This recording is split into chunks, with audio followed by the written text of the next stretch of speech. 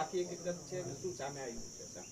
હવે વાડીએ હોતા હતા, મારા મોટા ભાઈ છે, કોઈ અજાણા જક્ષો હત્યા કરીને વયા ગયા છે અને એની તપાસની માગ છે અને ફોરેન્સિક રિપોર્ટ કરે એના હત્યારા પકડાય. અજાણ્યા જક્ષો છે.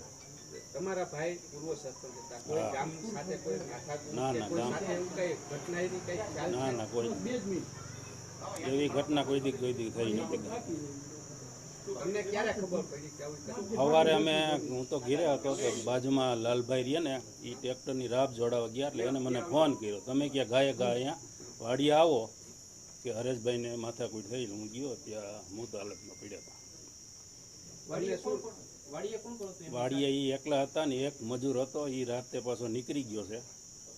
એક જ મજૂર હતો, બીજા મજૂર તો 8-10 દી ત્યાં હરેશભાઈની ગાડી પોતાની લઈને દેહમાં લગ્ન કરવા ગયા અને એક જ મજૂર હતો અને એ પાછો રાતનો નીકળી ગયો.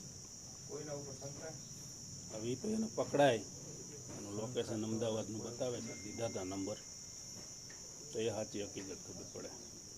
તમારી શું માંગ છે પોલીસ પાસે? પોલીસ આગળ અમને હત્યારા પકડાય છે ઝડપથી અને ફોરેન્સિક રિપોર્ટ કરે. જેમ બને એમ તાત્કાલિક. હા.